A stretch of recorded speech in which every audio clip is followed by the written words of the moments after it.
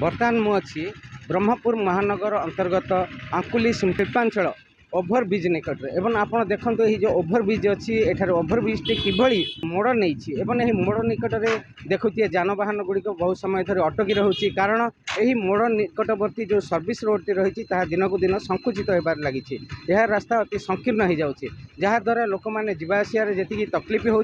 जानवाहन गुड़िक जीवार से तकलीफ हो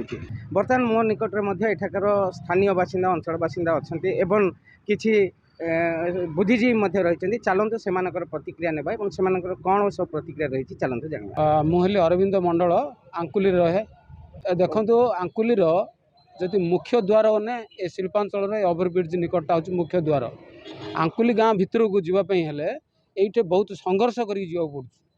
ये सरकार तरफ जो नुआ सरकार आसी तरफ स्थिर कर मापचुप किंतु लिंगरिंग हो माननीय मंत्री यहाँ पिकअप ने चंचल करने बहुत भल हम। मो ना संजय नायक मो समस्या समस्या 2 वर्ष तले सब सरकारी बाबू मैंने आसते मापचुप कर देखा दर्शन ना एपर्यंत तो यहाँ हूँ मुख्य रास्ता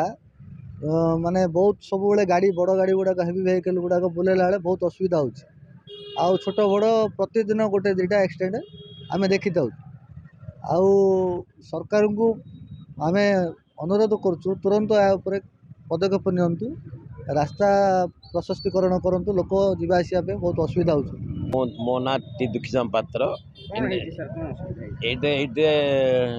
ये 2 वर्ष 3 वर्ष चली ओभरब्रिज होगलानी रोड चौड़ा हो पानी यहाँ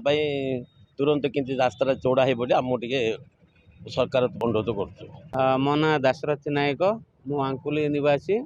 बर्तमान आमर इंडस्ट्री छकर जो जगहटी अच्छी पूरा नेर अच्छी बर्तमान प्रतिदिन एक्सटेंड होची तार ओसार हबार किसी दायित्व बर्तमान भी पिचु पड़ानी से भांगी भांगी बोलिक आज कर 2 वर्ष कि 7-8 वर्ष है तार किसी करूँ सरकार आम अनुरोध कर शीघ्र टी कले भल होता। तेबे ये स्थायी बासिंदा प्रतिक्रिया एवं स्थायी बासिंदा मैंने जहाँ कहते जे ही ओभरब्रिज टी अच्छी से तो बहु लोक उपकृत होती पाखापाखि 40,000 ऊर्ध्व लोक यही ओभरब्रिज मध्यम उपकृत होती किंतु दुखर विषय आम बस टी सर्विस रोड देकी जापारनी जहाँद्वारा लोक मैंने नाना समस्यार सम्मुखीन होती तेणु से अनुरोध कर सरकार एप्रति शुभ दृष्टि पकातु एवं सरकार यार समाधान तुरंत करते। ब्रह्मपुर संजय कुमार विश्वास रिपोर्ट खबर ओडिशा।